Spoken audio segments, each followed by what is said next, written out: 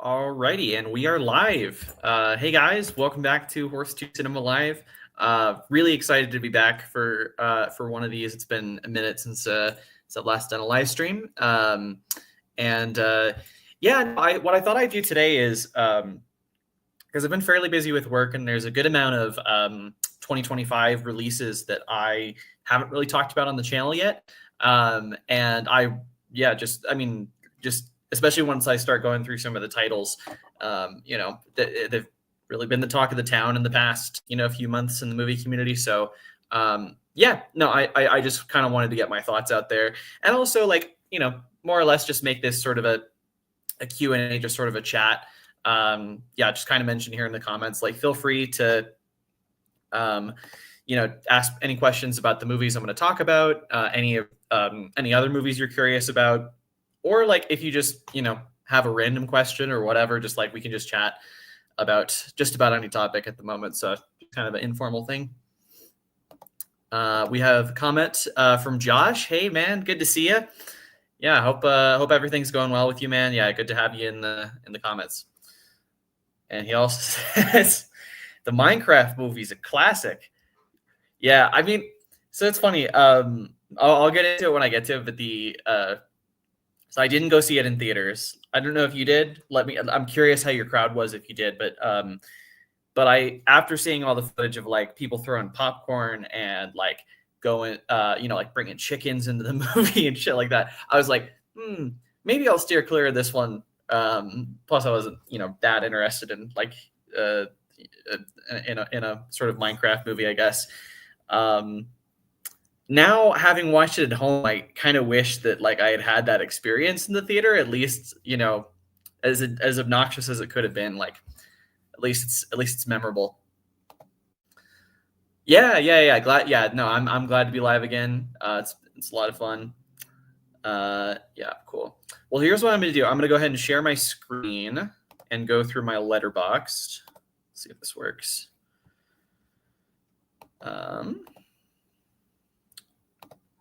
Let's go to my Chrome tab here. Perfect.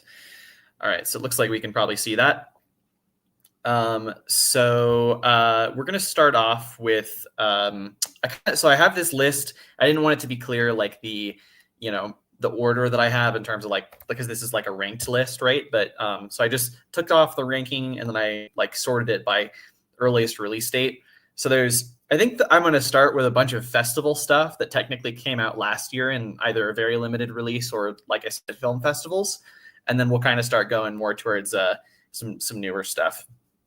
But I'll do a few of these and then we can go to comments as well.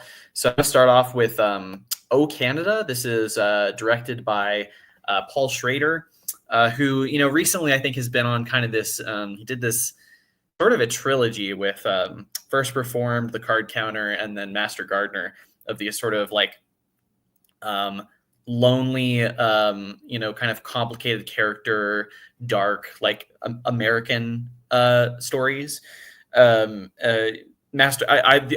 the only one I've seen is Master Gardener. I found it a really interesting sort of, I wouldn't necessarily call it a redemption story, but at least it's about a character striving for that and striving to be better after having a really dark history.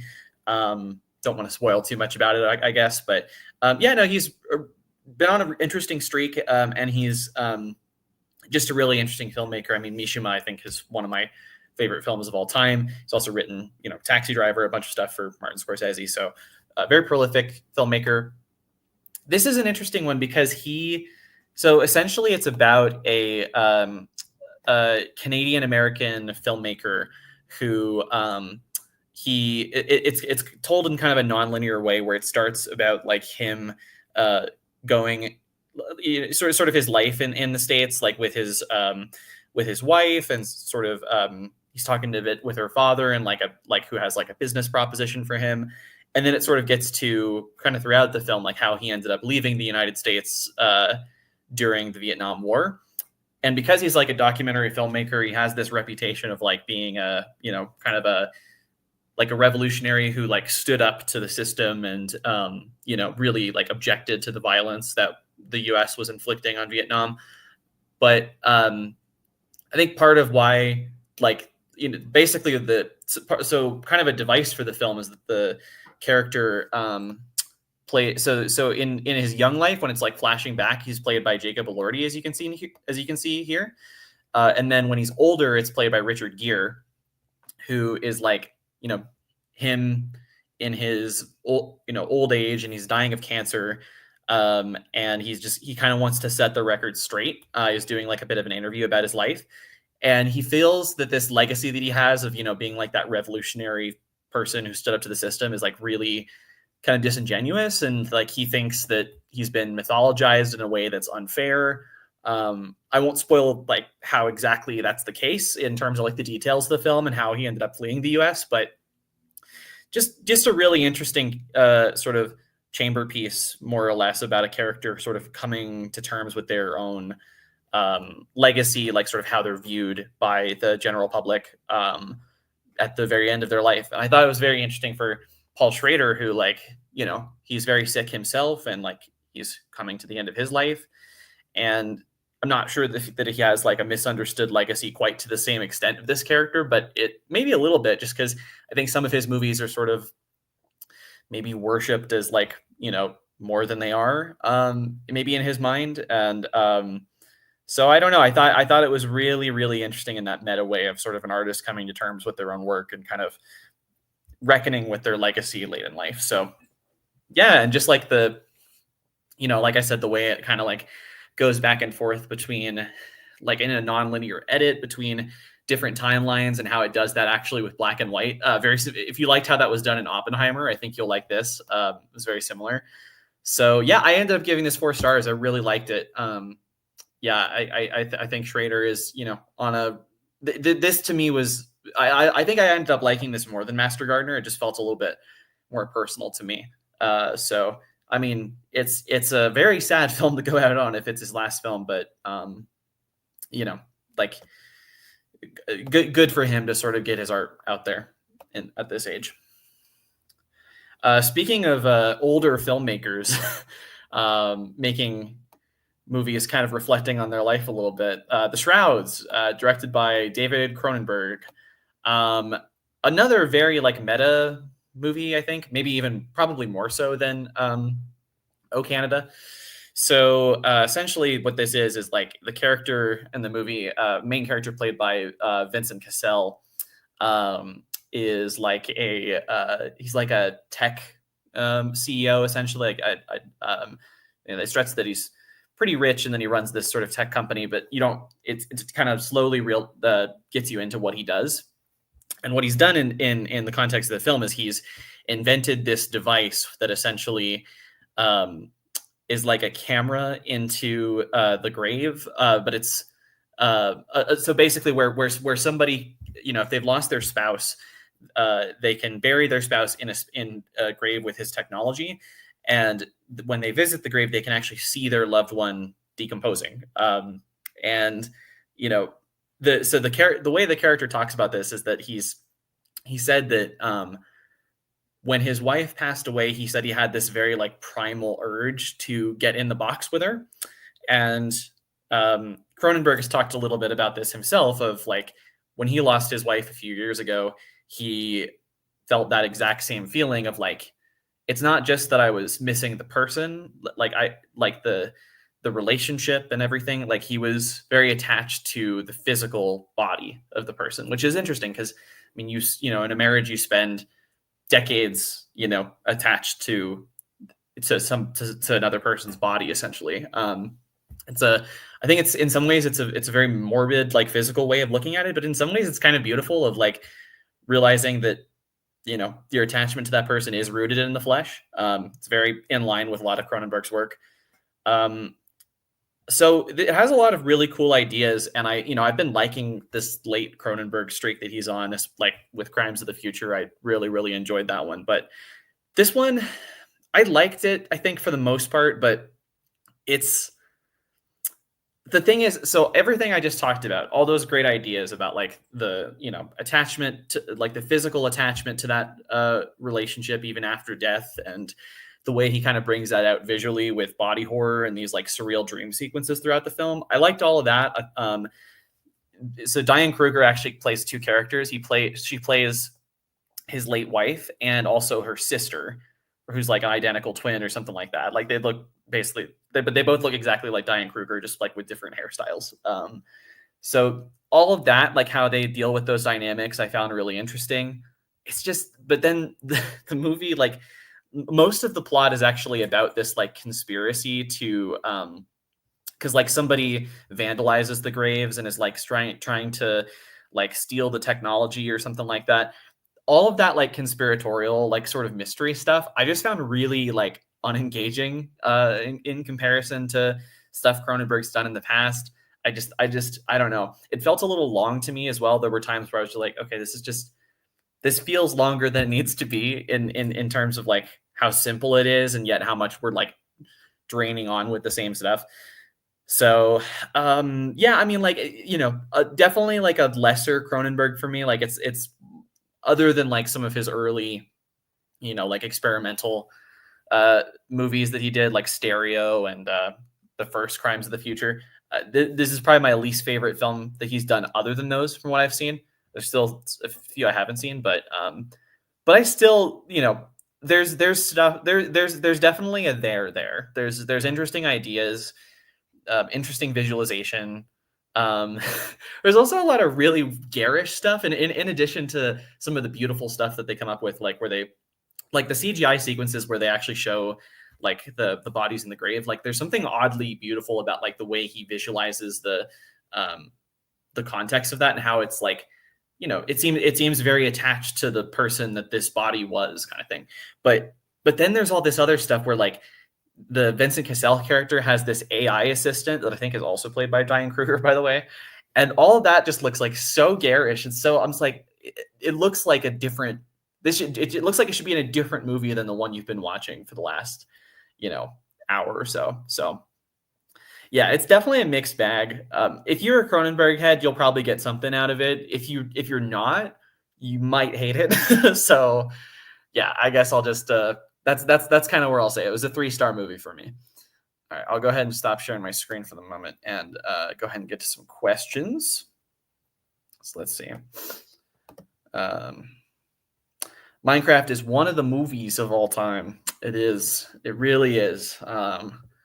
One of the motion pictures. Been loving your Letterboxd reviews. Thank you. Tags are hilarious. I try. I was proud of one I came up with the other day. I was I rewatched The Fanatic for some reason. I think I wanted to show my wife because she had never seen it. It's just a bizarre movie that exists. And I came up with a tag. He went full in reference to Tropic Thunder. And I gave it to The Fanatic, and then I retroactively gave it to I Am Sam. Yeah. Ooh.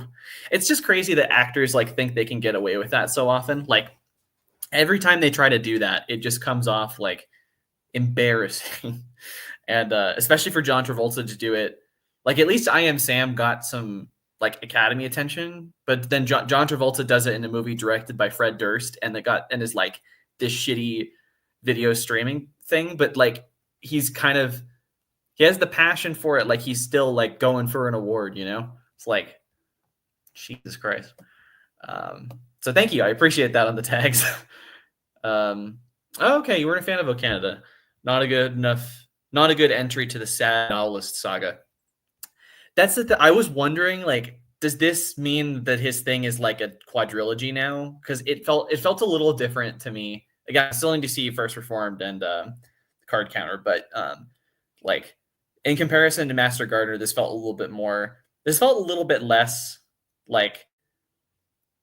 Well, for one, I think it's just not a genre movie in the way that those other ones are. Like, there's sort of like some thriller and like crime elements in those, right? But this one is just like a straight up drama, and the nonlinear structure also was really interesting, like in a different way than the previous ones. So yeah, I don't know. I get it. Like it has kind of had like a muted reception, I think, in general, but I really liked it. Yeah.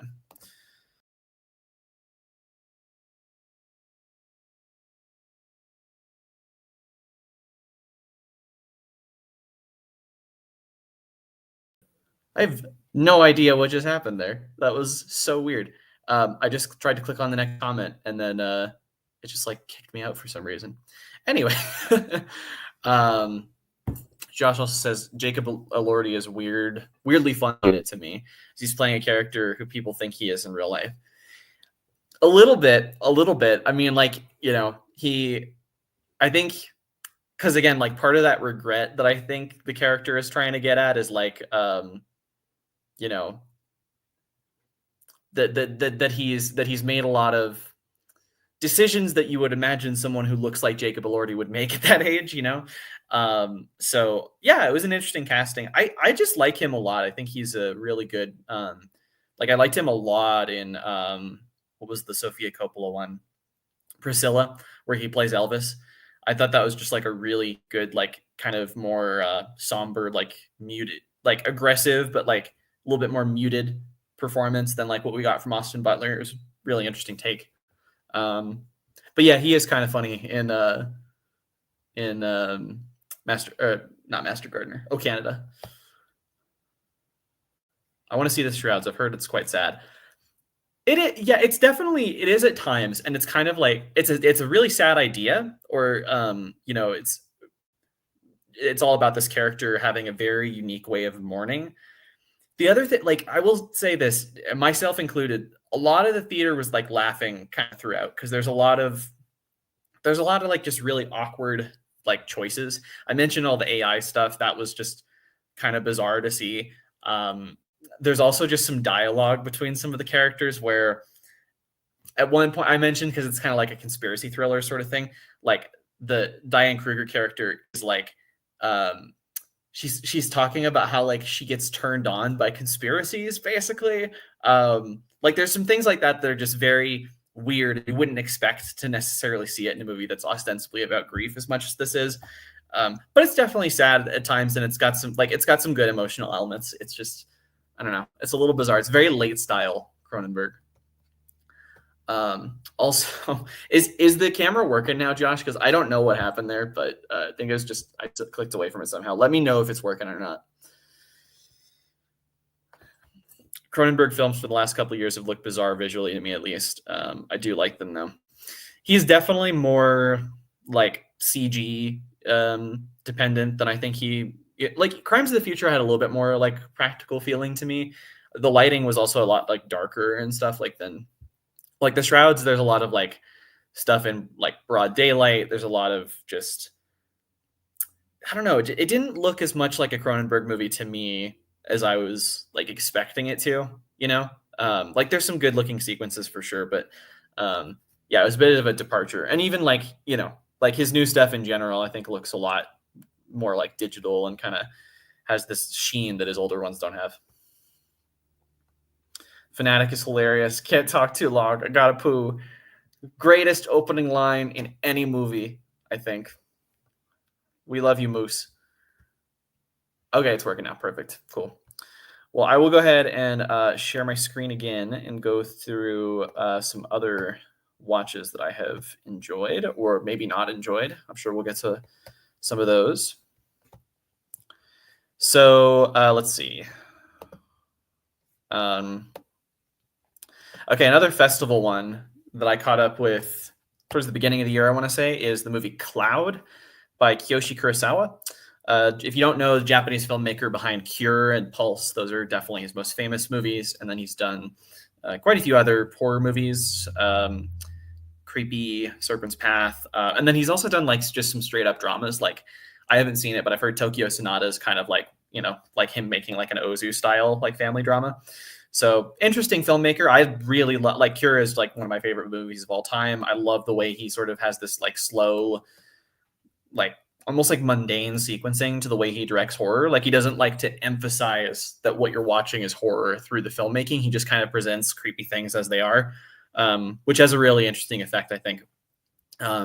Last year, he also did a 40-minute short film called Chime, which was really good. It was like kind of, honestly, for me, it was kind of like greatest hits of Kiyoshi Kurosawa. It's like, you know, it could basically be the plot of it and kind of the style of it is very, you know, it's almost like ripped from something like Cure, but it was just done so well, and it was just so kind of unnerving for me that I ended up really really enjoying it.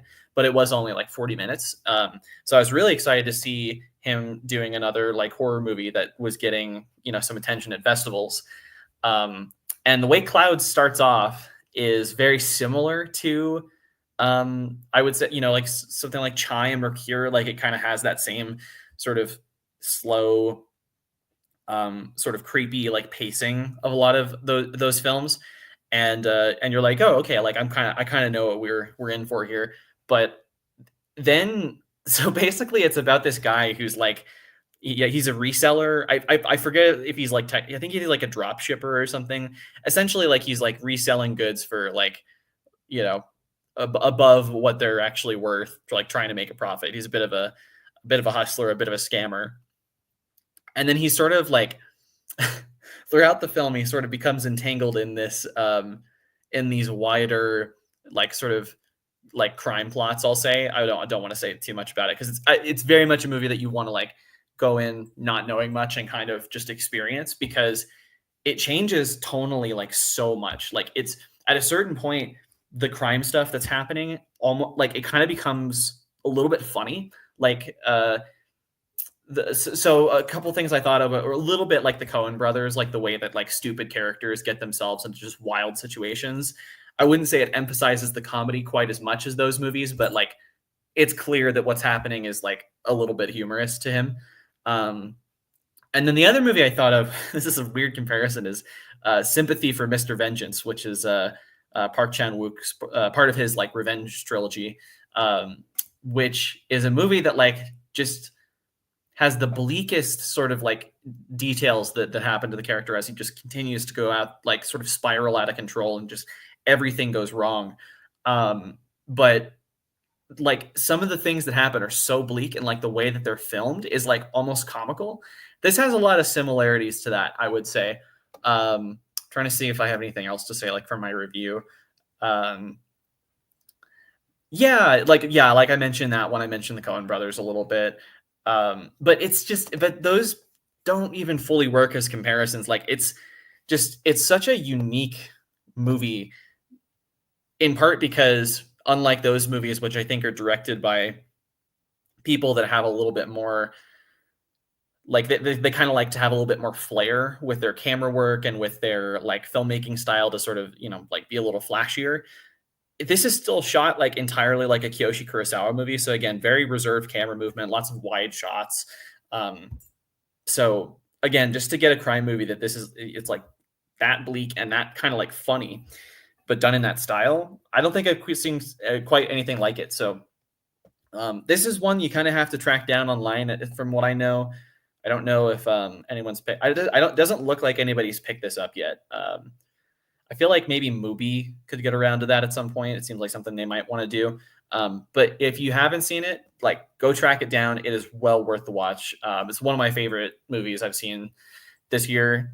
I guess technically it sort of came out last year, but really it hasn't dropped anywhere. I'm just going to count it as this year because I didn't get around to seeing it until then, and it still hasn't had like a major like release, I wouldn't say. So yeah, go track it down, especially if you like Kurosawa. Like you'll love this one. Even it's a little different for his stuff, it's still in his style, definitely. It's time to talk about Baby Invasion.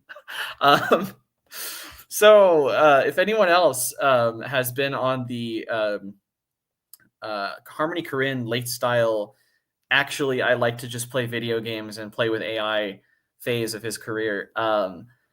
Yeah, so Aggro Drift, he did last year or like the year before, I think dropped at festivals in 2023, and then last year it had like a limited release where it was basically like this entirely like 80-minute film shot entirely in infrared, almost no plot. It's just kind of like GTA Vice City vibes in Miami. Like there's this assassin dude like who needs to go after these bad guys. Travis Scott's in it for a bit.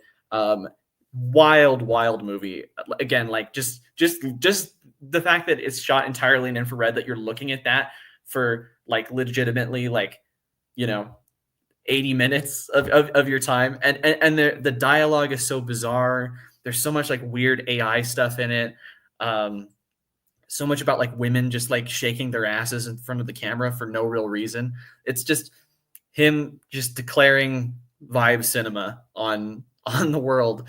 Um, I really enjoyed it. I thought it had this kind of fun energy to it, but at the same time, I found it like, even though there's no plot, I did think it was kind of a little bit like satirical about like, in the way that Spring Breakers kind of is a bit of a satire on pop culture.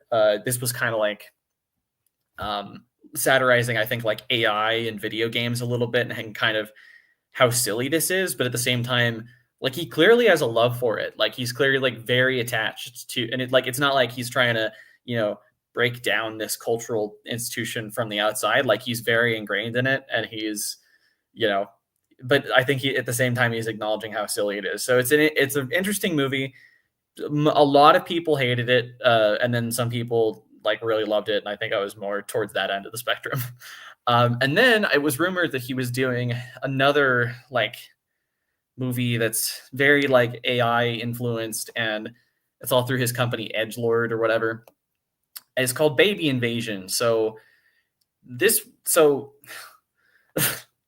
to say Aggro Drift has no plot and then watch this is like, this is just, there's not like, this is literally just a video game. Basically, you're just like watching somebody play. It's kind of like watching like a Twitch stream or something like that.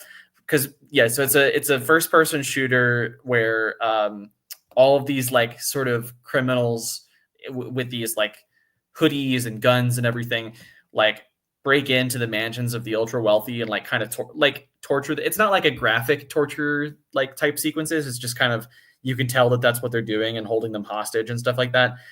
But yeah, as you can see here, they all have like these AI baby faces. And if it looks bad here, it looks way worse in the movie. Like it's like it's just very obviously, it's almost like a Snapchat filter powered by AI to give you this wonderful image.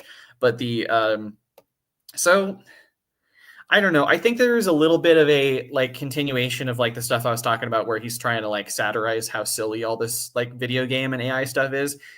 This was just way less interesting to watch as a visual experience. So like Aggro Drift, first of all, the music is fucking great. Like it's this really amazing like sort of synth like techno stuff. I actually listen to the soundtrack still all the time, and I get for people how like the visuals of just looking at an infrared screen for like 2 hours or 80 minutes or even is like a lot to ask. But I don't know. I found a lot of the images like genuinely really beautiful.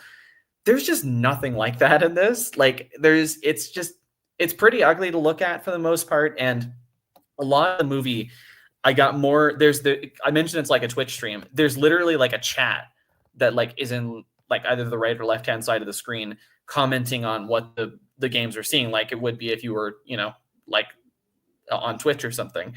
And honestly, I was more entertained by reading those comments than I was by watching what was actually happening for a good portion of it. So I think I gave it 3 stars because I continue to be impressed with like how far off the deep end this man keeps going, and how much like he's pushing the boundary of like what the fuck a movie even is. But I don't think I particularly enjoyed watching it, if that makes any sense. So maybe 3 stars is generous, but that's kind of what I settled on, just because, again, I have respect for the project. But man, this was something. This was something. If you do not like Harmony Korine, especially if you do not like Aggro Drift, I would just avoid this. But if you're curious, it's worth a watch. And I think this is another one where you kind of have to surf the 7 seas and kind of be a little creative about how you find it. But yeah. I don't really think I've talked about this on my channel. Okay, let's talk about the Brutalist. Because I don't think I ended up reviewing it. I talked about it a little bit in my Oscar video, but I'd like to review it in full a bit. So I mean, had a huge amount of Oscar contention. Contention. Is directed by Brady Corbett, who did like Vox Lux and Child of a Leader or something like that.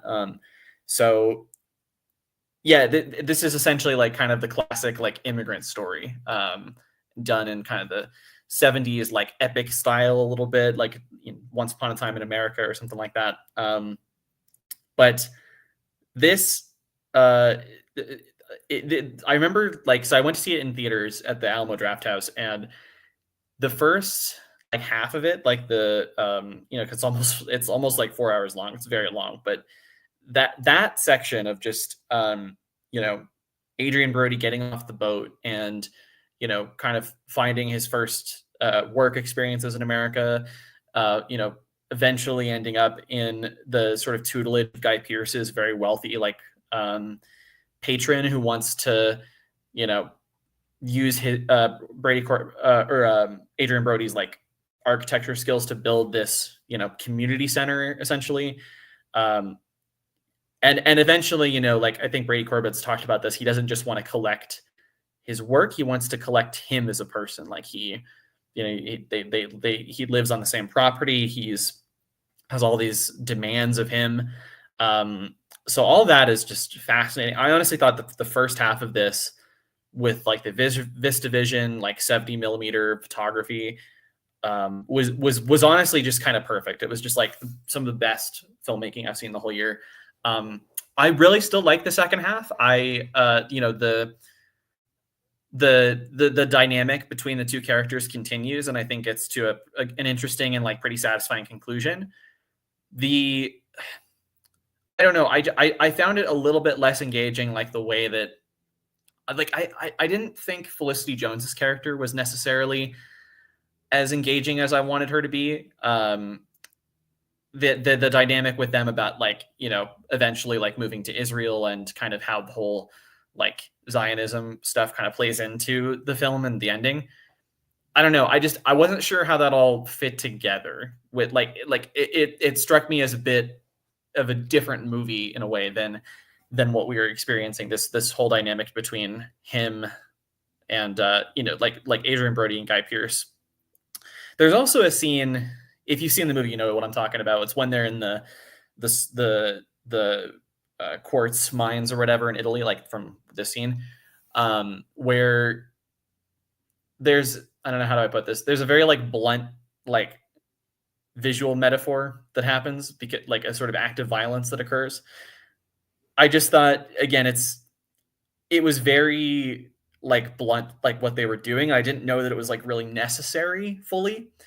So like there's some issues I had with the second half of the film. I think ultimately though, like it was pretty minor. Like I came out of it like really kind of being invigorated by how awesome cinema still is, and the fact that somebody could make a movie like this that's this expansive and has a great cast and shot on film and all that. That the fact that he could do that for like $10 million or something like that, just crazy. And yeah, definitely deserved to win a few awards at the Oscars.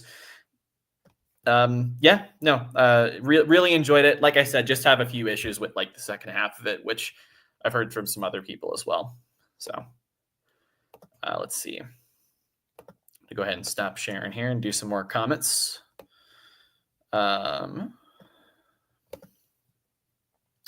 I hated Baby Invasion, which is sad because I love Aggro Drift and Gummo. I still need to see Gummo. A mutual friend of ours, Brady, is like has been telling me to watch Gummo for so long. Like, it's almost like a running joke that like I just need to get around to it, or it's almost like I'm just pissing him off by not watching it, kind of thing. But yeah, it was a little bit of a disappointment for me too. I mean, I don't know. It's just really garish to look at, and it doesn't have the same kind of visual flair that Aggro Drift has. My favorite scene in a Korean film is in Spring Breakers when he's dancing in the bag saying, "Look at all these guns." Yeah, that's the "look at my shit" scene.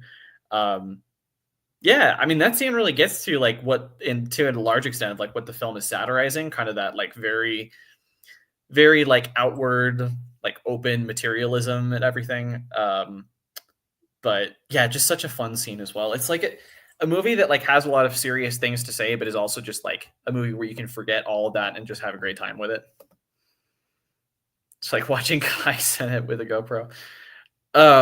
Baby Invasion you're talking about? Yeah. You should start a Kick channel and start live streaming.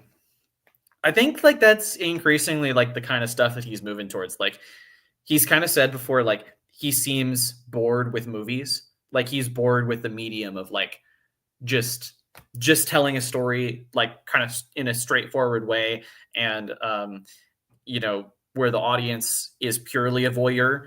It seems now that he almost has this more like interactive view of it, and he's also embracing AI in a way that I'm not sure how I feel about, because I generally don't like the use of AI in art, but the fact that he's so open about it and he's like wanting to kind of explore themes around AI too a little bit is interesting too. So I don't know. I'm really curious to see where this Edgelord project of his continues to go, but I hope it goes back more in the aggro drift direction and less in the baby invasion direction.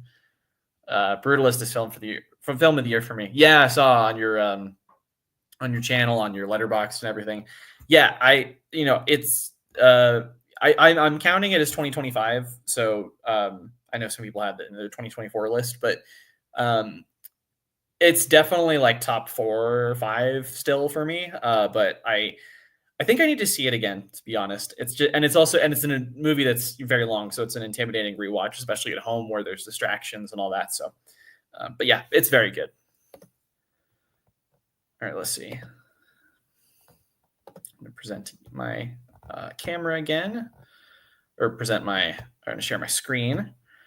Okay, so let's talk about I'm Still Here, which is a movie I caught up with for the Oscars. I just wanted to make sure that I had seen all of the Oscar movies. I counted it as a 2025 movie just because where I am, this didn't really get a release until right before the Oscars. So, but yeah, so basically this is a pretty straightforward drama. So this ended up winning Best International Feature. And I think in general, this is like the median outcome of like Best International Feature. It's like a good, well-made movie about like an important subject, kind of highlighting like these, political and kind of social themes in a way that I think was done tastefully and done really well. But I'll get into my issues with it. But essentially, it's about the back in the 70s when Brazil had its military dictatorship. A like Congress person or like former Congress person is abducted like in front of his family by like members of the military dictatorship, and I think they just kind of say that they're taking him in for questioning one day, and then he just never comes back, and they don't hear anything from him again. So the family, a lot of the film, it's kind of a little bit like those like detective movies like Zodiac or something, where the family, the most of the movie is about like somebody searching for answers, and kind of the longer they're searching for it, the further away they get from their answer. So yeah, I mean, needless to say, I mean, he doesn't, they don't end up getting him back. I mean, it's based on a true story. You can read up on it. But it's also just kind of how this woman played by Fernanda Torres has to sort of keep the family together while that's all going on, and sort of not even necessarily, I don't want to say bring a sense of normalcy, because that implies that they're like ignoring what's happening, but keep everybody sane enough to continue to fight for their father to come back. So I guess my issue with the film is that I just found it a little like trite, like formally. I kind of thought it was a little just too standard in terms of like how it was directed. There just wasn't a lot of, I just wanted a bit more style, I think, to be found in it. Some of the other comparisons I mentioned, like Zodiac or some, movies like that, are these more like standard stories that are kind of telling true stories, right? But they do a little bit more in terms of like the camera movement, the cinematography, all that. Not to say that it isn't well done here. Again, it's just kind of standard for me. And it's like, it's very important subject matter. I think it's very relevant right now, especially like the shit that's happening in like the US for just people being abducted and don't hear back from them, kind of thing. But yeah, no, I mean, it's good. I just wanted a little bit more from it. I wanted to be kind of blown away, and I wasn't really blown away necessarily. but I totally understand why it won Best International Feature, and like I said, it's like a good median outcome for like a movie that wins Best International. Cool. Another festival one to talk about, which I think has been released now. It's on. You can watch this on Mubi at the moment. This is called Bring Them Down, which is directed by Christopher Andrews. Who is he? An Irish filmmaker? I can't really see, but the film takes place in Ireland, and obviously has Barry Keoghan, who's Irish. And I totally thought so. Christopher Abbott, he's in the movie. He does a perfect Irish accent, but he's I think he's American, is he, or is he British? Like he's not. Yeah, I think he is American. Yeah. I haven't really seen an American do an Irish accent that well in a long time. So huge kudos to Christopher Abbott for kind of nailing that. But yeah, this is sort of like the movie I would compare it to the most is probably the Banshees of Inisherin, and like it has very similar setting, very similar kind of like brooding mood. And this is about it's a revenge tale essentially. So it's kind of you kind of slowly like have figure out what's going on. Like the movie starts with this very kind of abrupt like car crash scene, and then it cuts to like years later. Like so you're kind of thinking a little bit about like what you just saw early on and how that relates to it. Eventually it is revealed like how it relates to it, but I think it's just kind of there to set that kind of jarring, like violent tone to start with. And then, yeah, it just sort of focuses on this sort of feud relationship between these two characters. It has a little bit of that sort of like Rashomon structure where like goes back and forth to show the same events from two different points of view. And from that, you kind of understand each character's motivations a little bit more. It helps you see the event differently. And then, of course, in this case, it goes to a pretty violent, conclusion by the end that kind of leaves everybody devastated. So, yeah, it's a pretty bleak movie, I would say, in general. I don't know. I think I liked it a lot. I was close between like a 3 or a 4 star, I would say. I think I just need to go back and watch it again with the knowledge of its structure.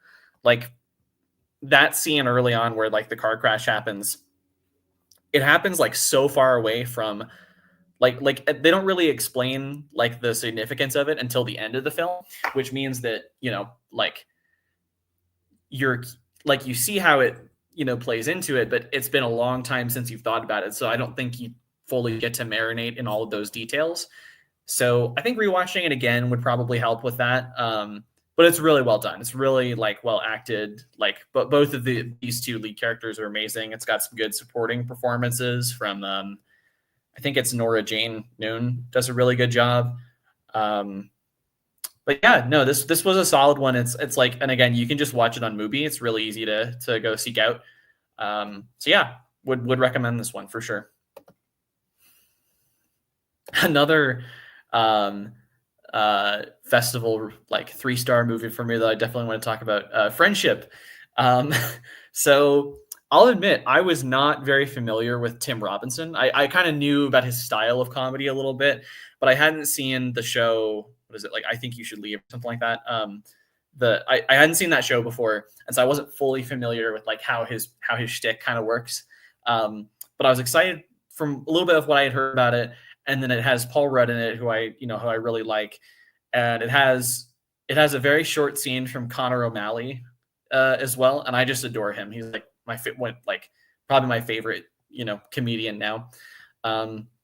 But yeah, basically, if you don't know about this is a movie about a kind of, so like a suburban dad, kind of, American Beauty style a little bit, who feels like he's in a bit of a midlife crisis mode, a little bit lonely. And one day he meets Paul Rudd's character, I think is had like just moved into the neighborhood or something like that.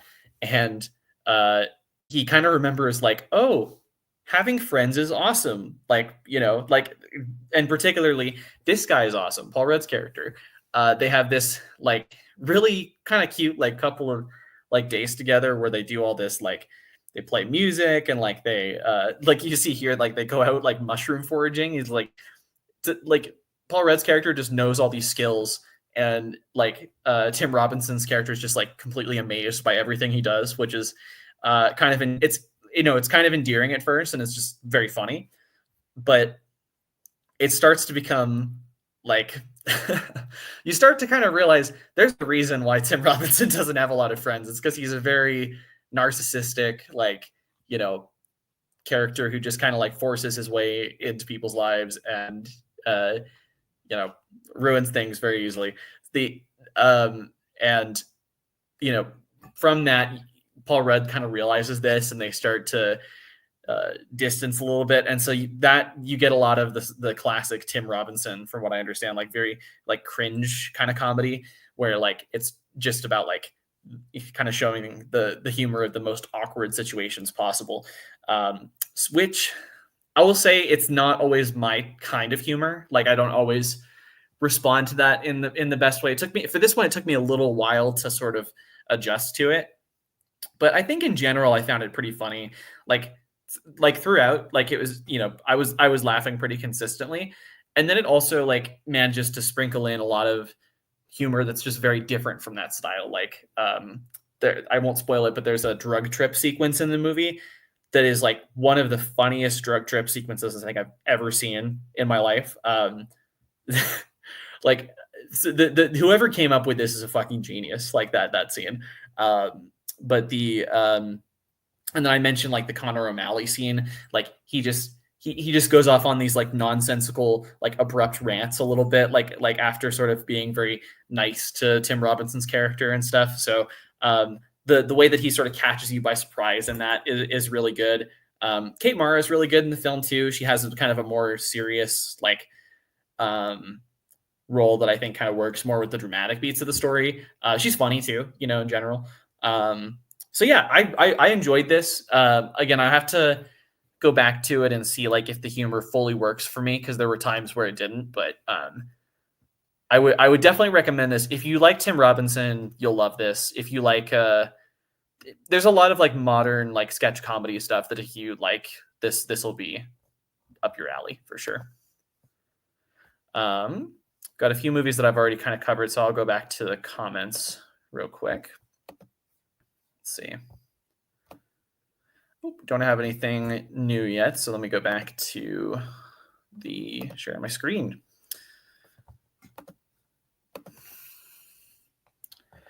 Yeah, so I don't remember if I've talked about Mickey 17. Forget if I did a review for it or not. In any case, I'll do one now. So this is directed by Bong Joon-ho, classic Korean filmmaker behind Parasite, Memories of Murder, Snowpiercer, Okja, Mother, The Host. Might be missing something else, but just a wonderful director. I'm always going to see whatever he does. I tend to like his Korean movies more than his American movies. I think his American movies, the ones that I've seen, kind of go for this like pretty obvious like satire that I don't necessarily. It's not like to a Don't Look Up extent where it's like just the most like obnoxious thing you've ever seen, but it does get a little bit on the nose. It's a little like lacking in depth for me sometimes. And this was definitely an example of that for me. Like there's, like I haven't read the book, and I'm curious for people that have read the book, have kind of talked a little bit about how the characters are different and kind of more engaging, I guess. But the Mark Ruffalo character in this, I found him pretty obnoxious, and it was like, a pretty obvious kind of like strong man kind of, reality show dictator kind of mode that they're going for. I don't know. It was just kind of easy, I thought. But the where I really liked the film was one, the world building of like, so they go to they basically go to this planet that they're trying to colonize and have more room for human life. And to do that and kind of test the planet, they have these clones that they call are they? It's not Expendables, is it? Maybe it is. It's something like that. Where their only job basically is to die and then to get kind of rebooted to do it again and sort of like test more limits of this new world. And Robert Pattinson's Mickey signs up for that. And at one point, as you can see here, they kind of have this mistake where there's two versions of them alive at the same time, and there's all sorts of like fun comedic moments where they try to use that for like kind of again like sort of situational comedy of like I think they switch like one of because the character has like two different women that he's kind of interested in, and I think like he has one that he's like that's like his partner, and then he has one that he's that's kind of flirting with him and stuff. And I think like he tries to switch at one point, and then again it gets caught doing that. There's all this sort of like funny stuff with that, and he really gets to act like with himself. It reminded me a little bit of like I don't know Dead Ringers or something like that, where somebody plays twins and gets to play like very like two very distinct versions of kind of the same person. Like Adaptation with Nick Cage, I think is another example of that. So yeah, lots of cool stuff. Just and like all the sci-fi detail, like the little creatures on the planet, I thought were really well designed. It's just the actual like satire kind of fell flat for me. But if you just don't care that much about stuff like that, and you just want like a pretty well made like pulp sci-fi movie, I think it's pretty good. I think you'll get something out of this. So yeah, this was I was kind of sad to see like how little money it made and how little like attention it ended up getting. You know, especially after its release was so hyped. Like I think it was one of the most anticipated movies on Letterboxd for a long time, and then it just kind of it felt like it kind of fizzled out a little bit, which is unfortunate. But yeah, if it's a new Bong Joon-ho movie, I'm always game. Let's see what else we got here. Let's talk about The Monkey, which I only caught up with pretty recently. I didn't see it in theaters, which I kind of regret. Caught up with it at home later. But this is directed by Osgood Perkins, who most famously last year did Long Legs, which I was a big fan of. Also done like The Black Coat's Daughter. I Am the Pretty Thing That Lives in the House, the worst titled movie ever. So I kind of have some mixed feelings on him, but I, really liked Long Legs. I really liked the kind of blend of different, horror styles, like how it makes sort of horror and crime in a way that I found really kind of disturbing and dread inducing. Yeah, just really well done. And this one is kind of, I think it overtly, like just in its premise, it takes a little bit more of a comedic approach. So essentially, so it's when a twin brother finds a mysterious wind-up monkey, a series of outrageous deaths tear their family apart. So this is very personal for Osgood Perkins because, he's the son of Anthony Perkins, who died, unexpectedly of AIDS, in the sense that like he hadn't told, I don't think he was out of the closet yet. And if he was, like, people just didn't know about his diagnosis. So it was very sudden. And then his mom died in 9/11. So like for his entire life, it seemed to him that he's almost like living in a Final Destination movie in a way, where like the universe is just playing all these cruel jokes on him and killing his loved ones in these sort of abrupt ways. So, and The Monkey is based on a Stephen King story where this exact thing happens, where a monkey it's like a curse horror thing where, yeah, like the ownership of the monkey leads to all these sort of very unlucky, again, Final Destination style deaths. So while I liked the details of some of those deaths and like the concept is interesting, it's really interesting that he's exploring such a dark concept that's so personal to him, so comedically, because again, the movie is very funny. It like emphasizes that this stuff is supposed to be funny. I just found it really obnoxious in the way that the deaths and like the horror stuff is actually like portrayed. Like it's very, all the deaths real, like the big takeaway from it is like, isn't this the craziest shit you've ever seen? And it's just like, I don't know, like I just didn't care about the characters very much. Like there's very little, for again, how personal this is to him. Like you get the sort of abrupt like shock of the deaths, but you don't really get the attachment to the characters that I think is important if he wants to explore this idea that's, again, so like kind of emotionally resonant for him. So that was the big issue for me, was I just felt so detached from it. And it didn't help that the deaths kind of, I think the deaths being so kind of obnoxiously done, like in the comedy being so overt, kind of inhibits it from like having that emotional attachment to it. So yeah, this was a 2 out of 5 for me. I mean, I might revisit it at some point, but again, it's an interesting idea, but I think ultimately it was a miss. Let me know if you feel any differently. This is a movie I think that's been kind of controversial. Some people have liked it a lot more than others. So let's see. If there's any more comments. Got Leon here. How's it going, man? Mickey 17. More like Mickey 17 hours. Okay, I'll defend that a little bit. I get it. Especially if you don't go along with the satire, or like find it that engaging. It does feel long. It is pretty long. So, and he also says, I was hoping I liked The Monkey, but it's one of the bigger stinkers for the year of me, which is a shame. I don't think I hated it like you did. Read your initial review, but I don't know. It just felt like, again, it just kind of like fell flat. I was like, oh, okay, that's it. That's all this is. Okay. So yeah, kind of unfortunate, but like I was also hoping to like it more, especially after really liking Long Legs. So, hopefully his next one is better. Let's see what else we've got here. All right, let's do a couple 1-star samurai stinkers. Let's do it. I have a documentary here on our good friend. I don't know if this will get this stream blocked or something like that. I'm just reviewing this documentary. Not taking any position on this. But this documentary is called "Who is Luigi Mangione?"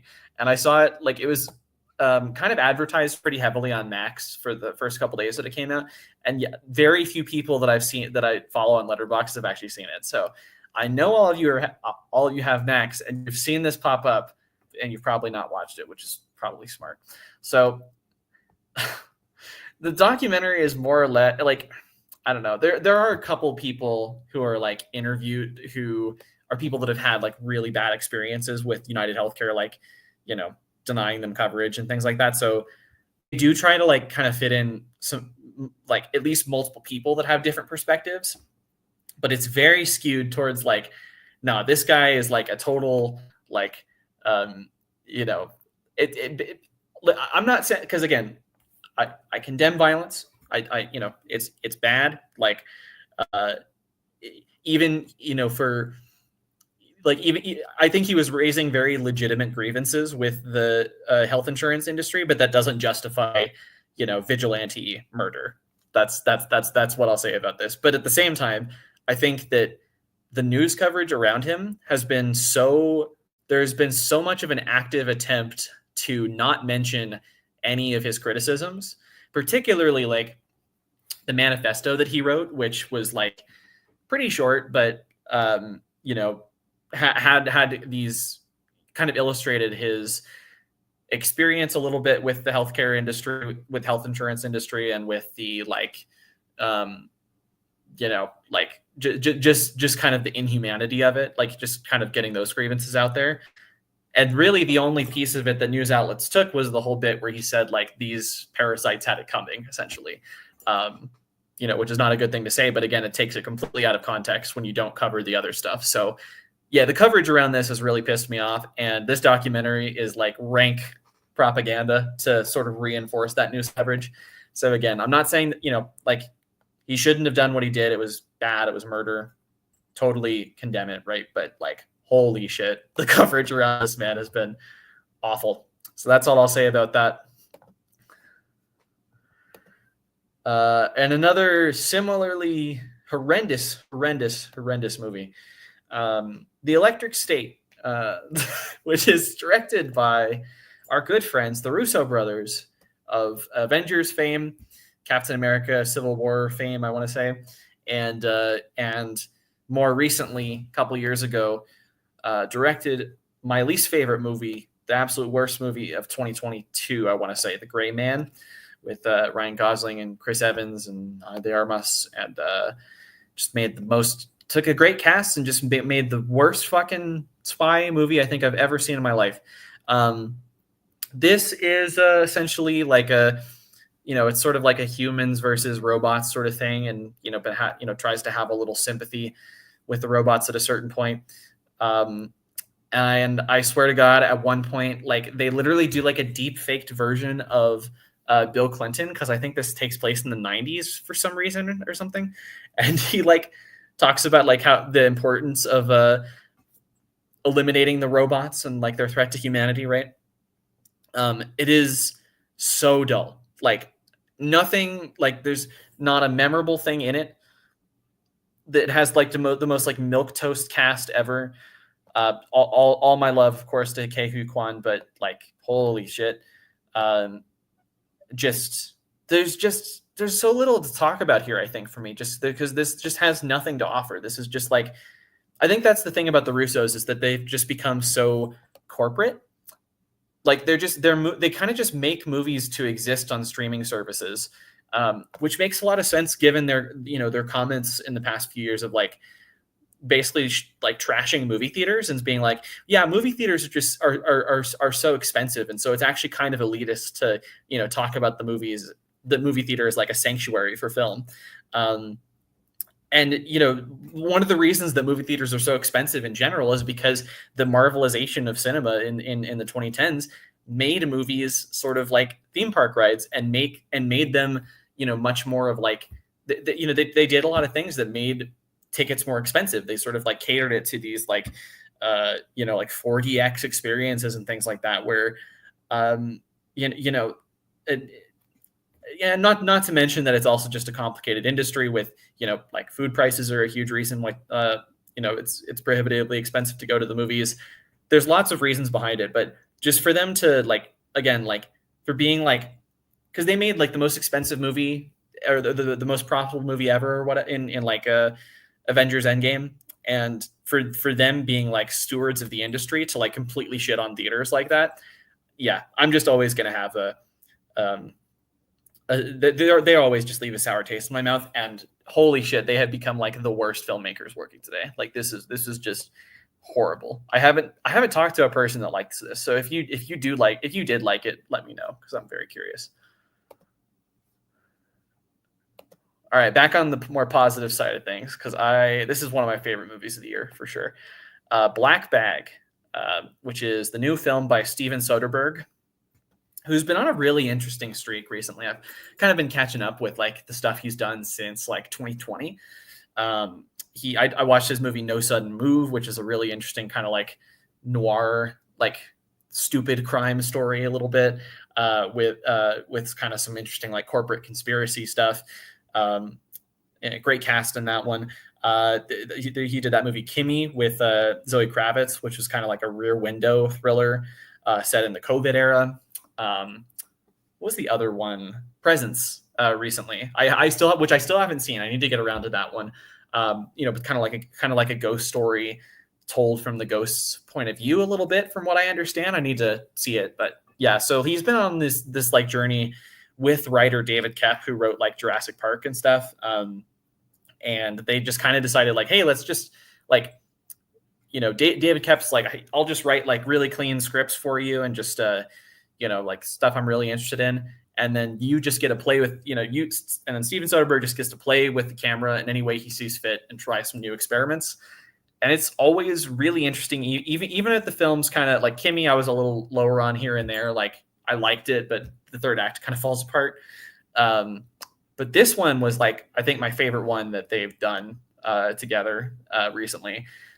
So it's essentially about a couple played by Michael Fassbender and Cate Blanchett, and they both work for like MI6, like the British equivalent of the CIA, basically.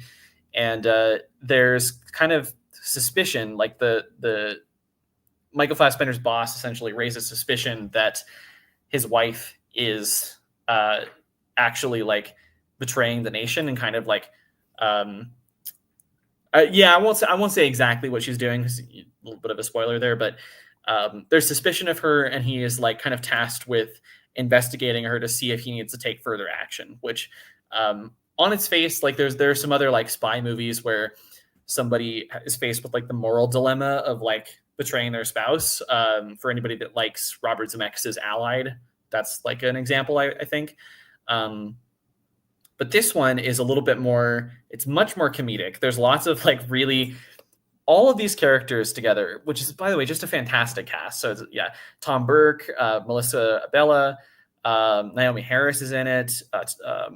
Pierce Brosnan plays like the guy who's kind of the head of MI6, which is really funny given his Bond background. They all have these like awkward dinners together, where they're just all like the biggest assholes ever, and it's just very funny watching them interact. And you know, especially as they all kind of have these different like conniving conspiracies against one another, and it's just very fun watching that play out. For being kind of marketed as like a spy thriller, you know, like this has a lot of like Bond imagery, I would say. This is like not an action movie whatsoever. It's like almost entirely like a drama about people talking in rooms, but it is just so well done. So engaging to watch it play out. Despite the fact that I think a lot of what it's doing, like, you know, the fact they're looking for these MacGuffins and all that, like it could get a little dry, but it just never does because all these actors are, you know, performing it so well. Soderbergh, this isn't like one of his flashier recent movies. Like he's not doing like pure camera experimentation like he is in Presence or Kimmy or something like that, but he's you know, he's directing it really solidly. I don't know. I just had such a good time with it. I'm gonna rewatch this when it comes to streaming. I don't know if it's here yet, but like trust me, like if you're just looking for like a good kind of people talking in rooms thriller, this is just an excellent one to put on. Just done by some of the best craftsmen in the business. So this was a 4 out of 5 for me. Really enjoyed it. All right, I'm gonna go back to some comments. Let's see. All right, let's see. We got Leon talking about, I must watch this excellent looking documentary. Watch it, dude. It's so crazy. There's actually, I left out a really important detail as well. So there's a part. So I it's an extremely like for boomers doc, so much to the point that that at one point this older person or this like voice comes on the screen and explains what an NPC is, because I think Luigi in his manifesto like describe the health insurance companies as like NPCs. They just like don't give a shit about the people they're serving or whatever. And they have to be like, NPC means non-player character. It is like, it is a video game term. It's like, okay, like, come on. Like, it's so funny. It's really terrible, but yeah. Luigi is missing Mario. This is true. This is true. Treating him a bit like Hannibal Lecter. It is pretty crazy that they're seeking the death penalty for I mean, you know, one person, and it's not like, you know, a serial killer crime or something like that. I don't know. I'm against the death penalty in general, but again, think he's not a good person, right? Like what he did was not good, but like the aftermath situation, like the media coverage, and then like now like the legal stuff, it's so much more interesting than the actual case. Like just the reaction to it is crazy. Like the Electric State actually pissed me off. Awful movie. Why did it cost $300 million? I forgot about that detail that it's like Netflix's most expensive movie or something like that. It's just insane how like, yeah, like stuff like the Electric State or like what was the Christmas one with The Rock, Red One, like that stuff. Yeah, like it's legitimately 30 times as expensive as The Brutalist. Like how is this possible? Yeah. It's like, look, AI isn't all that bad, which is funny coming from the guys who make AI ass movies. Yeah, like that's the thing is like it does feel a little bit like a subtle justification of like, hey, like this is just our good friend AI, you know. Why are you guys so mad at the robots taking your jobs? Oh, what? Nothing. The Electric State is the sleepiest movie of the year. I may have fallen asleep in it. I don't even remember if I did, but that seems very, very possible. Very possible.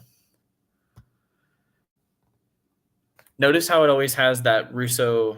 Wait, notice how it's always the little Russo that speaks. I think the other one is Hella Ransom or something. Oh, I haven't really seen them interviewed in a while, but Yeah, that's interesting. That this is like only one of them speaking for the other usually. I fell asleep while watching it on call with Brady. It was an excruciating experience. That's Did Brady like try to like wake you during the call? He's like, "Where'd you go, Lee?" Yeah, it's I watched it on my own.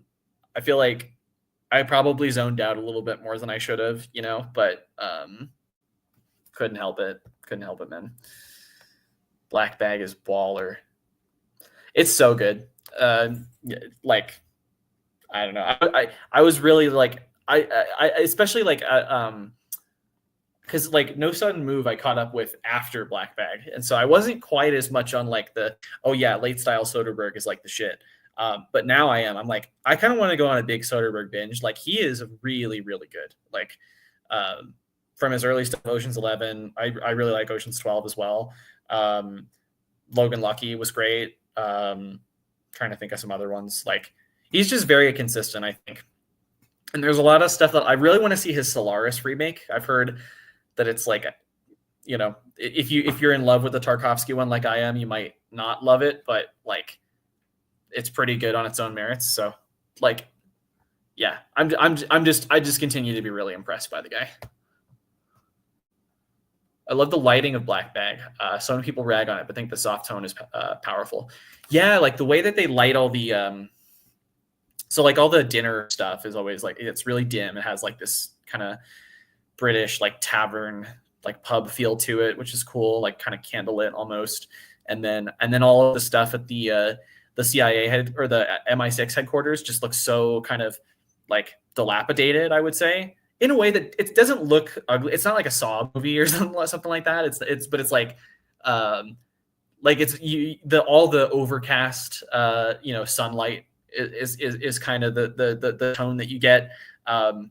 It feels very the movie that I was reminded of the most actually was Burn After Reading, the Coens movie, because it's similar in like people who work for the government, ending up being pretty stupid and kind of getting involved in something that's bigger than them, and like they just get way in over their heads essentially. It was a little bit like that, and that like again like that sort of overcast lighting I actually think serves that really well, kind of emphasizes like the mundane aspects of all this. Kimmy was really good. Enjoyed that one. Presence isn't my favorite of his. Okay. Yeah, I'm really curious about Presence. It kind of sounds more like an experiment than anything else, which I would say about Kimmy too. Kimmy was a really successful experiment. Like for most of it, I was really digging it. That the sort of like, like wide angle photography that it's doing, and like the which No Sudden Move also kind of has. But and the way that kind of serves like a paranoia type thriller, like Rear Window. It's just the third act just felt really underwritten to me. Like, I don't know, like, but I do like it though. It's a good movie. Black Bag is phenomenal.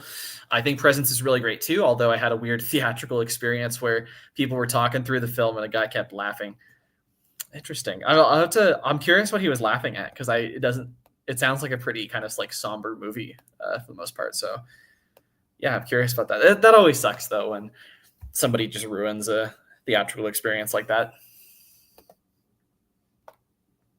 Fassbender cooking nice meals was also pleasant. Yeah, he seemed like a dad or something, like cooking all that like pork and stuff like that. It was good. Yes, you have to explain what a fucking NPC is. It's amazing. Yeah, it's like, I wonder how much United Health stock HBO Max owns. Is like, that's what I'll say about it. I fell asleep during the electric state for a few minutes and found myself awoken by generic sci-fi action explosions in the third act. Sounds about right. Oh yeah, that's another one I missed. Yeah, I haven't seen that, but I've heard great things about Sex, Lies, and Videotape, and Traffic as well, and like Contagion. Like there's a lot of like supposedly really good ones I still need to see. He's a regular at the local cinema and laughs at random screenings constantly. I have a letterbox tag for him. The old guy was at the screen. That's amazing. That's like the scene in Joker where he's just like at the comedy club laughing at all of the wrong bits of the scene. Uh, that'd actually be good to have that. Like, I don't know, it's annoying, but it's also like kind of funny to have that as like a regular experience. That's good. All right, let's go back to, got a few more here because there's a few I've already talked about on my channel that I might have skipped over. Let me see. Yeah, I should have mentioned. So Wolfman I already reviewed. I've got a full video for that. Companion as well. So where was I? Okay, let's go to Drop, because this was one I kind of went and saw just on kind of a whim, I would say. It's directed by Christopher Landon. Has he done any other? Yeah, he did Happy Death Day and Freaky. So he's done a couple like other Blumhouse films. And I thought the trailer for this just looked really stale, just kind of your standard like Blumhouse thriller with like kind of a, I don't know, kind of a wild like small brain premise, I would say. But I went and saw it just, again on a whim, and ended up being kind of pleasantly surprised. Like, so essentially, yeah, like there's this woman who's I believe she's a therapist, and she's like a widowed mother who like her ex-husband was like abusive, and that's kind of like intercut throughout the movie. And so she's finally kind of gets the courage to go on her first date in years. And she gets to the restaurant, and she's like pleasantly surprised by her date and everything. Like things seem to be going well, but then she keeps getting these like airdrops on her phone that are like very much like Jigsaw, like let's play a game. But then the guy, she's kind of ignoring it at first, and then she realizes that whoever is sending the message, like either them or somebody like affiliated with them, is at her house and like is about to hold like her kid and the babysitter hostage unless she plays along with the game, which eventually, I guess it's not a huge spoiler, it's reviewed pretty quickly. Basically, whoever's sending her these messages wants her to kill her date. Which is just kind of a really funny premise. It's like, combining, it reminded me a little bit of like The Conversation, a little bit like the way that's kind of those confrontations kind of exist throughout the film.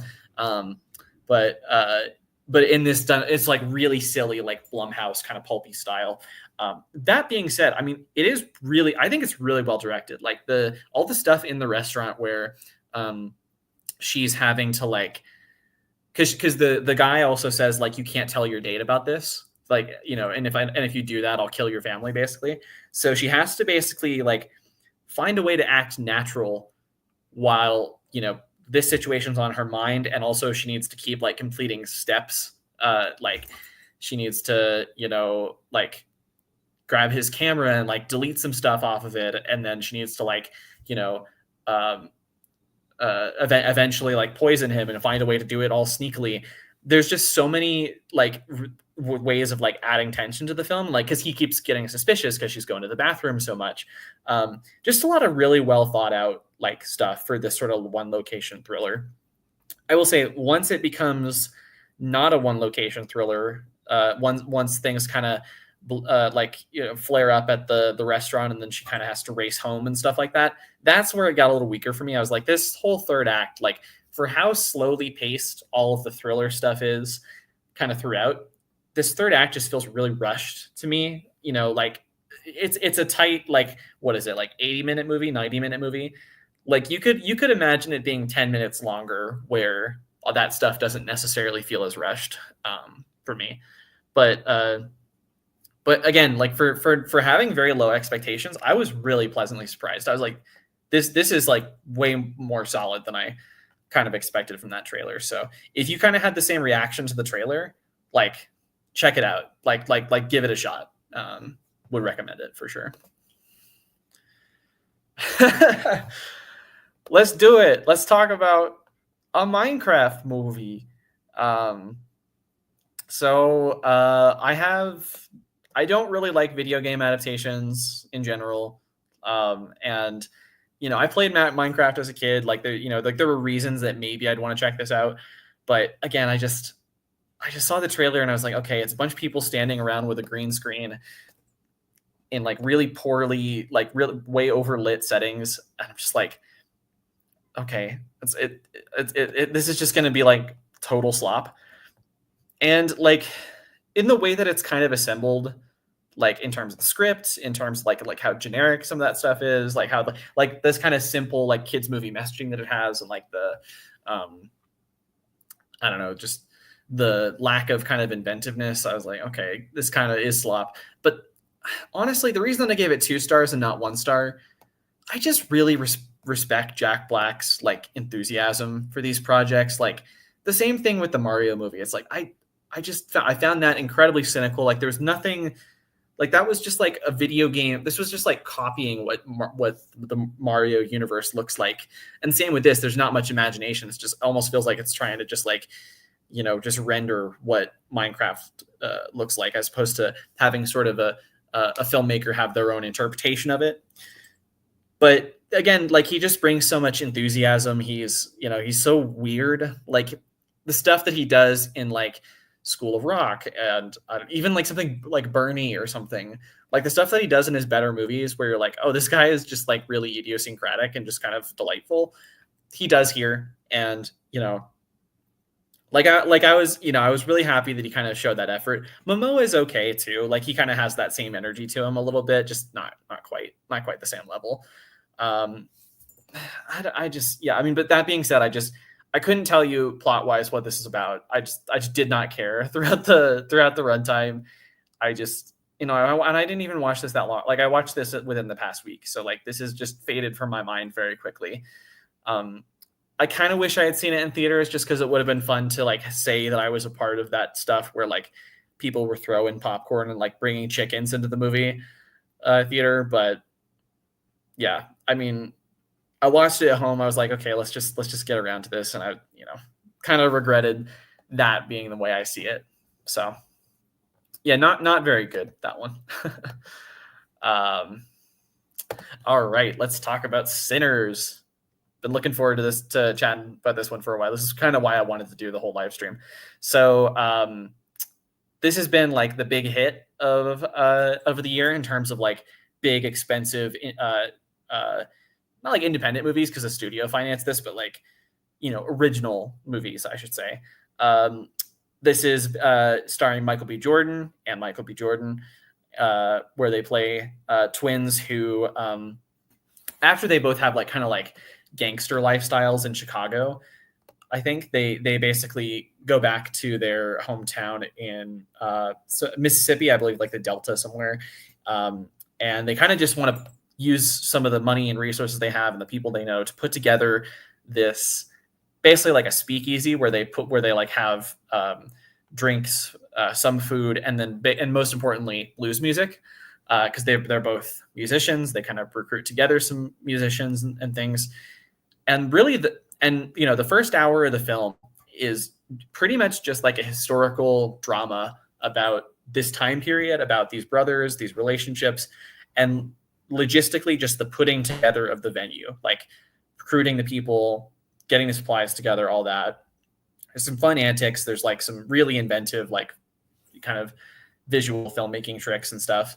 So that's all fun. And then I won't spoil what this you know, it's has very much that sort of From Dusk Till Dawn kind of shifts to it. But what I really liked about this was that like in From Dusk Till Dawn, the shift from like, you know, like crime drama to horror, it just feels like really abrupt and like, you know, like that's not like it was like it belongs in a different movie or something. Whereas this one, they give you a few flashes throughout that make it seem a lot less kind of abrupt, and just the darker subject matter, and kind of like there's so many like visual images. Like there's the part with the snake, and like they kind of intercut some stuff with like the clan and like the people that are killing those clan members, and that ends up kind of coming to fruition later in the film. Like you get a lot of hints at like that this is going to end in like a dark place, kind of a horror place. So when it happens, you don't really think about like how jarring the genre shift is. You just think about what a great job it does at being that kind of genre movie. Because I really like all of that stuff in the film too. It has one scene in particular involving, I mean, there's so many great scenes with music. Like there's this one bit in the club where it's just this gigantic oneer that sometimes oneers can be a little showy for me. And this one was showy, but it was just so satisfying, like watching the camera sort of go throughout the entire like barn sort of thing that they have, and really just show you all of the energy that this music brings to this crowd. And then later in the film, that has this one dance sequence once the horror stuff has already started. That is like maybe my favorite thing I've seen in a movie in like years. It's one of my favorite songs just of all time. It's a great Irish folk song. And just the way that that was done in kind of a horror style, I was like, this is just like the greatest thing I've ever seen. I gave it 4 stars, but I mainly it's just because I'm holding off. I'm just like, okay, I think I want to watch it again. And just kind of, again, just go into it with more knowledge of its structure kind of a thing. But really, I don't have a lot of flaws with this. Like it was just such a great time at the movies. And hats off to everyone involved, the cast, just the immaculate like production design, costume design, all creating that period detail, the effects artists for the horror, just wonderful. Ryan Coogler's just, like such energetic kind of camera movement. This was just a home run on all levels for me. But again, I just got to revisit it one more time, I think, before it could maybe get to the 5 stars. But this is my favorite movie I've seen so far this year, I think, for sure. Let's see. You guys want to talk about Sinners, or let's see. Let's go through the comments a little bit. So back talking about the old guy who like reacts to the screenings and stuff.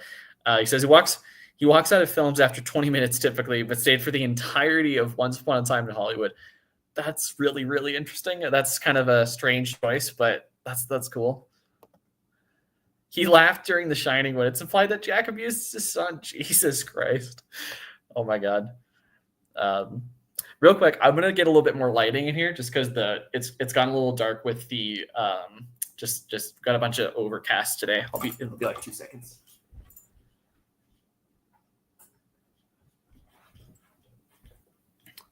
Hopefully that helps a little bit, but let's see. Such an odd guy, but it's a weird charm to him. That's really cool. It's always fun, those kind of characters. Drop pipe. Yeah, I'm glad that you liked it too. I've talked to a lot of people who are like, yeah, this is like way better than I expected it would be. Yeah, so you avoided the trailer. I mean, that's a good way to do it because I don't think the trailer's very good. It also reveals a fair amount. I mentioned it when I was chatting about it, but just even the fact of like they revealed like that you have to kill your date thing in the trailer is like that goes a bit far, I think, and it is messy, right? Like, the third act, like it's not just that I'm like breaking down like from a plot hole point of view or whatever. It just feels really rushed, I think is the thing, but it's really fun. Yeah. Red Eye is a good comparison, I think, because it's like it's that one location kind of like really stressful thriller of like somebody tormenting another person in that way. It was good. Minecraft, the greatest movie of all time. Of course. It is one of the movies of all time, I think. Ironically, Jack is the worst part of the film for me. Interesting. Okay, yeah. No, I mean, I don't love his shtick either. Like, there's plenty of movies I don't, Nacho Libre, like I'm not really big on stuff like that. But like, again, I think I appreciate the effort when he does a lot of movies like this now that are very cynically made, I think, and they're just like, oh, we can capitalize on this and make a lot of money at the box office because we have this big IP that people care about and want to go see. And we're not going to put a lot of effort into making this movie good or like a real movie.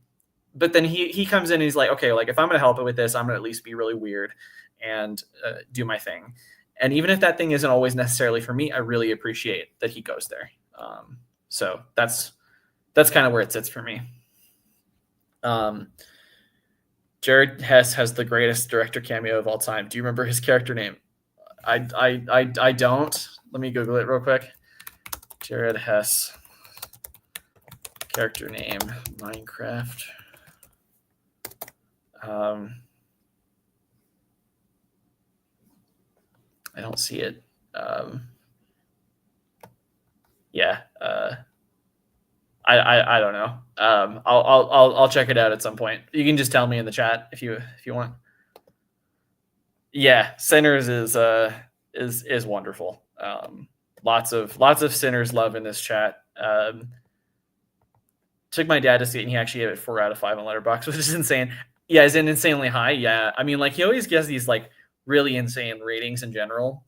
Like, I don't know. He's always like didn't he give like half a star to like The Dark Knight? Or maybe I'm remembering that wrong. Maybe it was something else like that. But yeah, I enjoyed Drop. Yeah, it was fun. Very very low stakes. Well, high stakes in the film, but like low stakes thriller in that it's kind of like just feels kind of quaint, but in a good way. Nacho Libre is the greatest art house film. Wasn't that directed by Jared Hess, like the Minecraft movie guy? I want to say it was like he's worked with Jack Black like a few times, kind of thing. I will not elaborate. All right, I'll look it up. Later. So I'm not going to spend too much time on this for the stream. Yeah, it's been a long time since I've seen it too, Josh. I think it's one of those like I watched it at a friend's house kind of thing, and then like just don't remember it that well. Check the WikiCast. All right. I'll go to Wikipedia. Minecraft movie and settle this because I am curious. You really piqued my interest here, Leon. Jared Haas as the voice of. All right, I forgot about that. His name is General Chungus.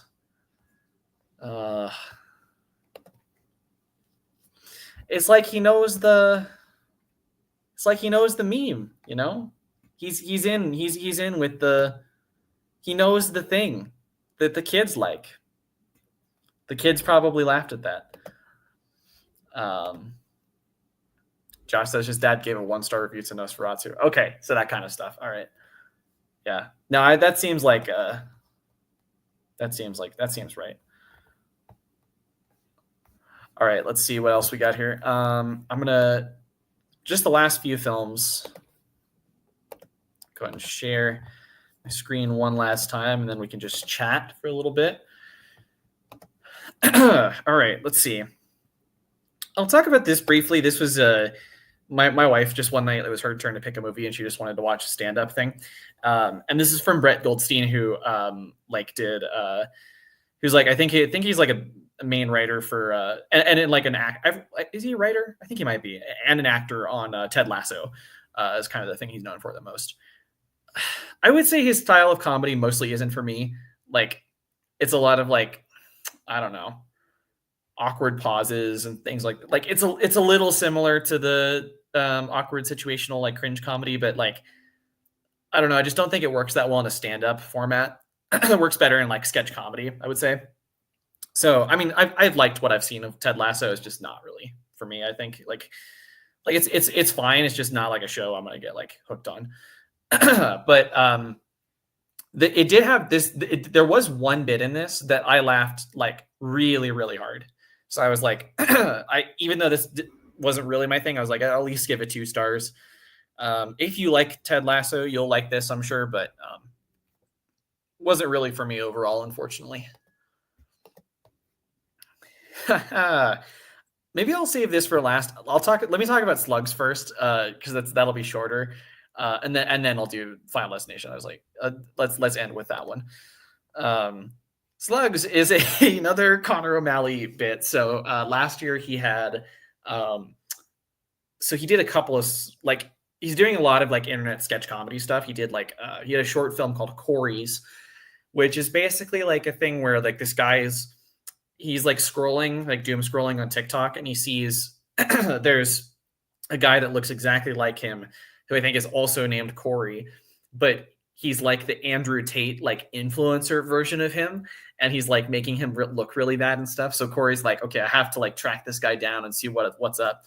And then once he finds him, it becomes this like surreal, like Tetsuo the Iron Man, like David Lynch, almost like horror sequence for a bit where they like blend together strangely and become like one Corey. And then he like goes around and like starts ranting to people about how everyone needs to change their name to Corey or else he's gonna kill them later and stuff. Like it's just his like, again, like surreal, crazy, like situational stuff that I just really like. It always catches me off guard. I always really enjoy it. He also did a movie called Rap World, which is like a little bit longer. It's like 55 minutes. And it's about the making of a rap album. I think set around like 2000, mid 2000s or something. And it's just, at a certain point, the film is no longer about the making of the rap album. It's about all of the crazy crime antics that people are getting into. And it reminded me a lot of like the fact, like when I would be creative with friends and we would make like short films and stuff, it, you know, at a certain point in the night, it just became so much less about actually making the film and so much more about us goofing off and shit. And there's a lot of that in this. It has a really kind of like endearing energy to it, even though a lot of what happens is like pretty wild and like pretty vulgar. So yeah, I just love Connor O'Malley's energy and kind of his inventiveness in comedy. And Slugs is about is basically like a portrayal where it's almost like he's playing a guy who is in the Matrix, and he's just like he's very misanthropic. He just like looks at just people you know, on the street or in shopping malls, and he's just like, look at all these fucking slugs. Everyone's an idiot but me. And and then he ends up meeting somebody in the mall, and they have this like kind of love sequence. I won't spoil too much of where it goes, but it's just a good like, you know, like sketch comedy sort of thing. Yeah, really enjoyed Connor O'Malley. Well, that's, you know, it's 4 stars, but you know, it's a short. So, and then finally, Final Destination Bloodlines. So Final Destination is something I'm pretty new to. So I joined this group called the Denver Cinema Club recently, where we like there's a lot of like kind of book club type discussions that we have on movies, or like you know, like we'll go to movies together and discuss them kind of thing. There was an event we had where there was like it was like Final Destination themed trivia. And so my friends invited me, but I was like, I haven't seen them, so I need to like watch all 5 of them before the event and before the new one comes out. So that was a lot of fun. And I think I really liked Final Destination movies. Like the first one's not really like, I feel like it's a little bit less of like a kill compilation, like Saw movie kind of thing than it is just like a superstitious kind of sci-fi horror movie. And then as they go on, the more they push into the direction of just being like kill compilation movies, kind of like the Saw movies, that's like where I start to like them more. So like I really like 2. 2 kind of opens with like the best set piece in the film, and then it kind of like stalls after that. So a little bit, you know, it's kind of hit or miss. 3 is probably my favorite, you know, like just like it has amazing kills, like the tanning bed bit and like the roller coaster bit at the beginning. I believe that's 3. And then 4 is terrible. It's like that's like the 3 one, just fucking awful. Some of the worst CG I've ever seen in my life. 5 is really fun as well. And that was like the kind of character stuff they do in that is a little bit more interesting than it is. They kind of change up the formula. They has some really good deaths in it. The gymnastics bit, the acupuncture bit. There's so many like crazy death scenes in it. But I think guys, I think 6 is my favorite one. I think it's the best one in the franchise. There's a little bit different of like kind of a narrative hook with this. So the title Bloodlines is pretty significant because the opening set piece of the movie is like a flashback to this woman's like this event this woman experiences, and then it cuts later in the film. Her grandchild, like years later, is like kind of experiencing this vision and realizing that, you know, death is coming for her and her family. So they're kind of having to solve it from like a familial point of view and stuff.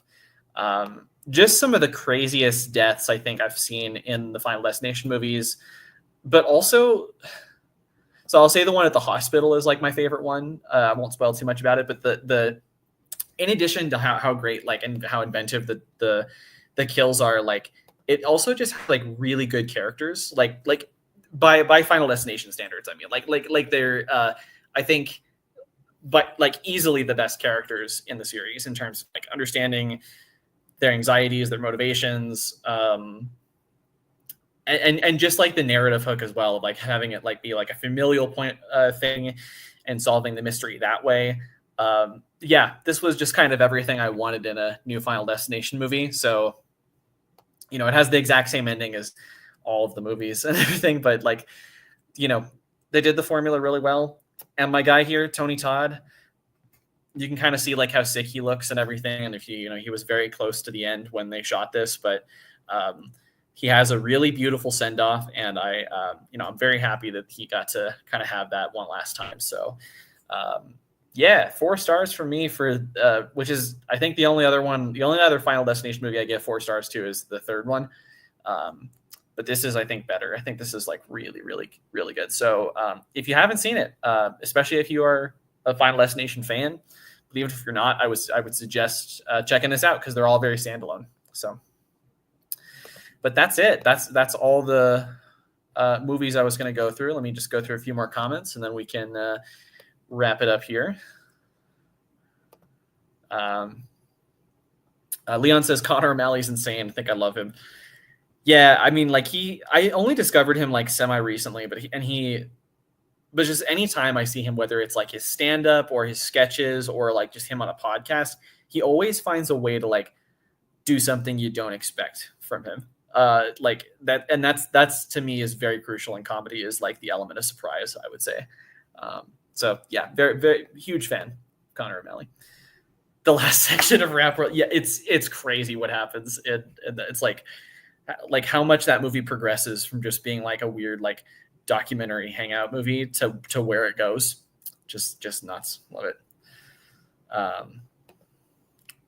I like The Mask. I had a good time with it, but I was thinking, I don't know what's my favorite. It's either Rap World or Corey's. I really, really like the Tetsuo kind of bit in Corey's for sure.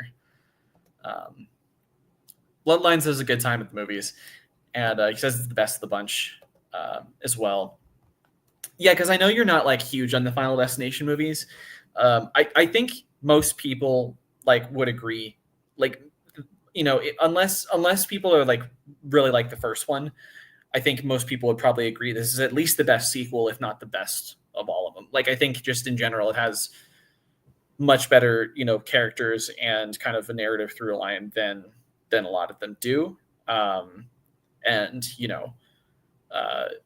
I guess the only reason somebody might not like this one too much is just if it has too much of an emphasis on being a kill compilation for them. But again, for me, that's just why I like them. So I don't know. I kind of view them like Saw movies. It's like I just want them to like find new, really creative ways of doing the same thing over and over again. So last comment here. Says Corey's is great too. I think The Mask dives into the most deranged side of Connor and made me lose my mind. It's so good, 100%. Like he's kind of a madman, and it's really like he, like I think he's had a bit of a trouble about like he's definitely I think he struggled with drugs in the past and stuff. Like he has kind of a dark sense of humor about like bringing all this stuff to his comedy, which a lot of the best comedians would do that. I think Robin Williams always talked about like how, comedians are often like very depressed people or people that have had very, bad, like sort of dark experiences. And then they channel that into cathartic comedy, I guess. Yeah. You went to see Bloodlines with a friend who's huge into the franchise, and she found Bloodlines really mid. Oh, that's interesting. Yeah. I need to ask my friend from the Denver Cinema Club what she thought, because she was also really big into the franchise, and she saw it last night. So I don't know what she thought of it yet, but yeah. So I think that's going to wrap it up for So thanks for sitting with me here while I go through all these movies and kind of catch up on reviews I wanted to do. And for the great questions. Yeah, really appreciate you, Josh and Leon, for commenting and just kind of chatting with me about this stuff.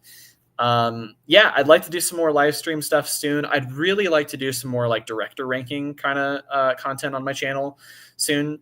So I have some plans for that in the works, but yeah, like I said, my goal is to be more active. I have been bad at it so far this year on the channel, but again, I want to do more. So yeah, I just really appreciate everybody in my audience who watches. And yeah, if you like this video, like it down below, subscribe if you're new, and I'll see you guys in the next one. See ya.